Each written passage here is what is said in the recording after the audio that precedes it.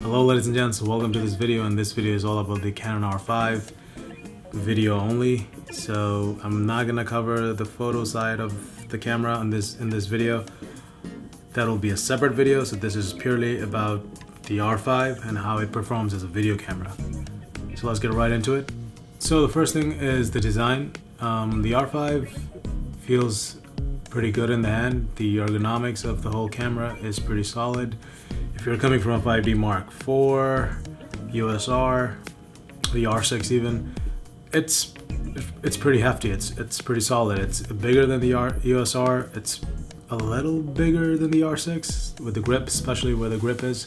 The R5 is a little hefty. It's a little bigger. Alright, so Canon actually marketed this camera as a video camera first and then a still camera later, basically a hybrid camera. But I think they got the marketing wrong, as a lot of people said. But I think one thing they got it right is that they marketed heavily as an 8K camera, and I think this is an 8K camera. It's not a solid 8K camera, but I think it's an 8K camera that gives you that 8K feature in 2020, which you're probably not going to use in 2020, but maybe 2 years down the line, or maybe 3 years down the line, if you're still shooting with this camera, that'll come in handy. Kind of reminds me of when I had the GH4 in 2015 and I started shooting in 4K. People were like, why are you shooting in 4K? That was like, 4K was it was not a mainstream thing as it is right now. I see 8K like that. I see 8K becoming a mainstream thing. It's not gonna take that long like 4K did, but I think it's probably gonna be in 3 years from now, 8K will be the thing. And even the new gaming consoles are giving that feature of 8K gaming. So 8K is here to stay, I think, and 8K resolution on an R5 in a mirrorless body. I think this is a good feature, and the footage coming out from it is pretty awesome if you see it in a big screen when you're editing it, especially on a 5K iMac or an 8K screen. So if you're shooting 8K and not the 8K RAW, this camera shoots 8K RAW too. I'll take that amount of space compared to an 8K RAW footage. You can easily record it in the CF Express card. I did that, and you can actually edit the 8K IPB format on a MacBook Pro, and I edited that on a 13-inch MacBook Pro from 2017 without transcoding, without using proxies. So IPB is your friend if you want to edit any kind of footage of the Canon EOS R5, because other formats, the All-I, the 8K RAW, these are not like computer friendly. Editing part is a pain in the butt for now, unless you're shooting IPB format. And again, I did not see a major difference between All-I and IPB. So the R5 shoots 4K 24 frames per second, 4K 60 frames per second, 4K 120 frames per second. It shoots 8K RAW, 8K DCI, and the regular 8K. And it also shoots 4K DCI. And it also shoots Canon C-Log in 10-bit 422 format. If you want to do heavy color grading or a little bit of color grading, C-Log is your friend. If you want a better dynamic range, C-Log is the way to go. Let's talk about the autofocus of the R5. Again, this is Canon's dual pixel autofocus 2. It's a pretty solid autofocus. I can actually literally move and it's gonna track my face. I can actually tap on the back to focus it on the wall behind me. I can tap on my face, and it focuses right into my face and locks the focus. So dual pixel autofocus is pretty solid if you're filming yourself, if you're filming something else. So let's talk about the image quality. The 4K high quality mode on the R5 is basically an 8K video which has been downsampled to 4K in camera, kind of like what Sony does with their A7 III, 6K video downsampled to 4K. Or you can say it the other way around. This is a 4K video oversampled 8K. Again, basically, it's an 8K video into a 4K downsampled to a 4K format. That's the 4K high quality. You have to turn it on in settings. If you don't turn it on, it's regular 4K. That's 24 frames per second. And that quality is a little softer than the 4K high quality.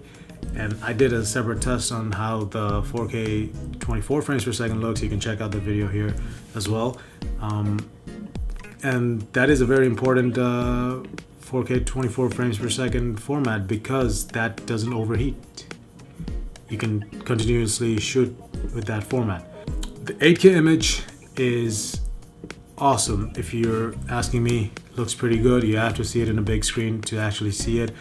There's not much of a difference unless you pixel peep from the 4K high quality and the 8K.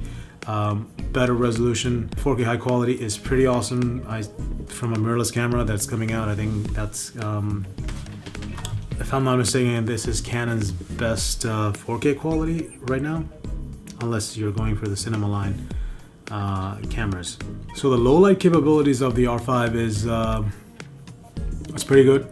As you can see in this low light testing, it is like the sweet spot or the threshold is either 6400 ISO or 8000 ISO. If it's like a really low light situation where, as you can see, it's only lit by this lamp and this light behind this camera. So I'm probably not gonna go over 8000 ISO. I think the colors will start to look a little funky, and I think noise will creep in, but I think noise starts creeping in at I think 10,000 ISO. But again, my cutoff is 8000 ISO, or it's between the range of 6400 to 8000 ISO. That's where I will be shooting in low light with this camera. Again, I think light is needed, so just light your scenes properly or your subject properly. So it has dual SD card slots. It takes a CF Express card and a regular SD card. It has to be a V90 SD card and the CF Express card. So keep that in mind. You need the CF Express cards to shoot the high frame rate, especially 8K RAW. And CF Express cards are expensive. So I shot all the videos of the R5 with the Canon macro lens, the RF35mm STM. And I also shot all my videos with the R6 with the same lens. It's a solid lens. I think, again, if you're spending $3,900 on an R5 and you don't have any lenses, the RF35mm is actually a good lens to invest in. It's I think $499, but you can, I think if it's on sale it's $449. So it's a good starting point to get this lens for the R5 for video. You can get those close-up macro shots if you're shooting tech products, especially an iPhone or anything like that. So it comes in handy. A good thing is that, like most previous Canon cameras, like the EOS R6, DSLRs, apart from the 5D Mark IV, there is a flip-out screen, so it comes in handy when you're recording yourself like this, which I can see what I'm doing. A solid thing to have. The in-body image stabilization, or the IBIS, on the R5 is pretty good. I think it is better than the R6. When I shot most of the stuff handheld, like the low light shot, the R5 versus the iPhone video on my channel, most of these comparison are shot handheld, so you can see the stabilization there. I think the handheld, like the IBIS on the R5, is pretty good. It's not a GH5 level IBIS, but it's pretty close. It's better than the Sony cameras, apart from the A7S III, because I have not tested that one yet, but it's better than the R6, and it's pretty good for handheld shooting. So now let's address the elephant in the room. I know a lot of people are talking about it. Everyone is talking about it on YouTube, so let me just talk about it too, but I'm not gonna add too much into it.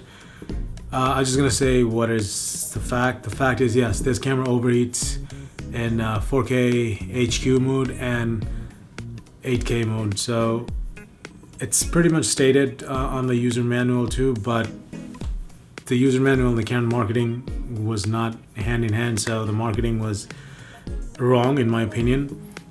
but the overheating is an issue if you're shooting continuously with this camera. So like when I'm doing this type of video, like talking head videos, I tend to take a lot of takes when I'm in front of the camera, and I repeat stuff. I have to continuously keep the camera rolling, and shooting close to 14 minutes, like 13 minutes and some seconds with this talking head type of video in HQ mode, the camera gave me the overheat warning. It didn't overheat because I turned it off and then I started again. So I don't think it's an ideal situation if you're shooting longer take videos. If you're shooting videos with start, stop, you're lighting a scene, you're doing a short film, you're repositioning the actors and stuff like that, you're setting it up for a scene, I think you can get away with it.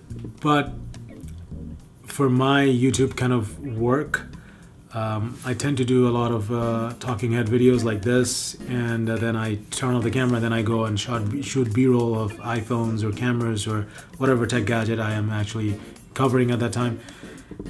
It's not going to be completely ideal, and that is a bummer with overheating. R6 was bad with overheating. The R5 is a little better with the firmware 1.1.1.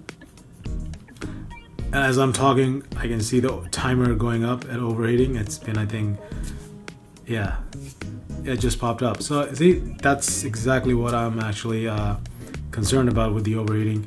That is what is holding it down, holding it back, in becoming the perfect hybrid camera for a lot of people. 45 megapixels of stills photography, 8K raw video. On the other hand, if there was no overheating, this would have been hands down the perfect hybrid camera, even at the price of $3,900. So last thoughts, it's a good 8K camera. Even though after 15 minutes it overheats, but it's a good 8K camera. We're talking about like future-proofing this technology. So if you get this camera 2-3 years down the line, everyone is shooting 8K, you already have a camera that shoots 8K. So I think if you're someone who thinks that, okay, I have all the 4K cameras, I need to upgrade to 8K or 6K. Yes, there's a Blackmagic Pocket 6K, cinema camera 6K, but you were like, no, from 4K I want to take a step up to 8K with some limitations, with all the limitations the R5 has. There you go, this is your camera. The R5 is an 8K camera, not an ideal solution, but in 2020, this is a good 8K camera. All right, that's it for now, ladies and gents. I hope you guys liked this video and you found this helpful. So if you liked it, give it a thumbs up. If you disliked it, give it a thumbs down. But please do not forget to subscribe to the channel. Turn on the bell notification icon. I will continue my camera and tech coverage on this channel. So please subscribe, work your magic, smash everything on the like button. Until next time, this is Kazi signing out. Take care.